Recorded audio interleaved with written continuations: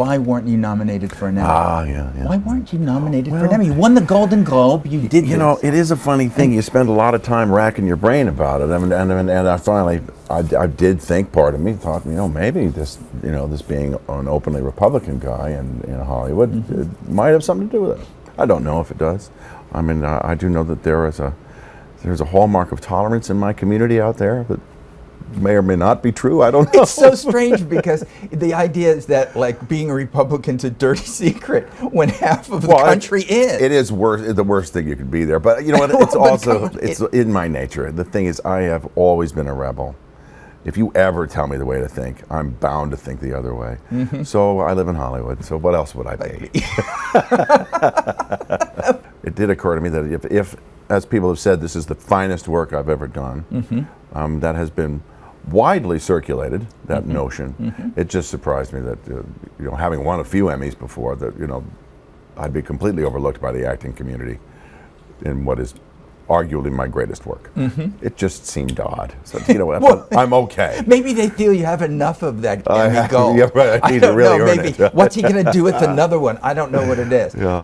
So if you genuinely were running for office, and there was a time where you said, maybe I will. Yeah, I still even think about it. You're still thinking about it. I think you got to be able to tell the truth. You want to run for Congress? Maybe Congress. I don't know. Maybe Senate. I don't know actually what it is. What would be the first thing you would do, though, as a Congress? What could you do in the political world that we live in? I think you got to figure out how to make something happen.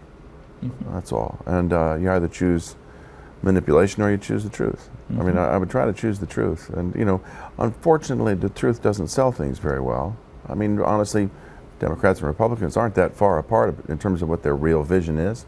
We want good things for everybody. We want prosperity and nice things to happen. And actually, we want to be responsible for it ourselves. I don't think everybody wants the government to take care of every problem they have. I don't believe that. But that's the story we're selling right now. That's what we're fighting in. That's the language of it. I think Thomas Jefferson was the guy that talked about every time government gets bigger, individual rights get smaller, and I really don't think people want that. But is that the fundamental difference between a Republican and a Democrat?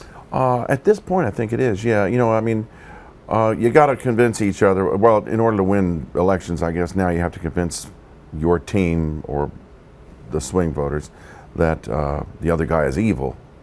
So you have to pretend they hate gay people or that they hate certain ideas about entitlement programs.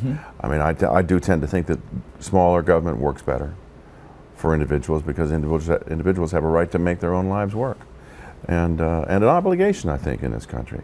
Government cannot guarantee no suffering. I think government can actually help, as it says. Commerce is in the Constitution. Regulate commerce. I think the government can actually advance prosperity.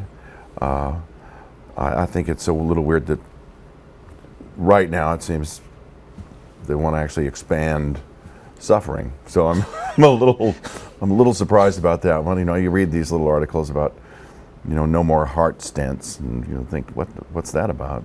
But having received one myself, that I have a particular stake in that. So you don't have the solution to our political problems in this country. Well, I think Kelsey. I think the real solution is actually in facing head-on the challenges that are real. And everybody knows that Medicare is screwed up. Everybody knows for 30 years the Senate's been.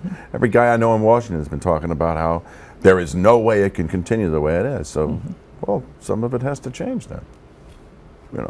But if you want to be the guy that changes it, then you're a terrible person. I believe everybody should be able to get married to whoever they want to get married to. I just don't believe government should ever have been involved in marriage. But of course, they did that to the Mormons, over 100 years ago.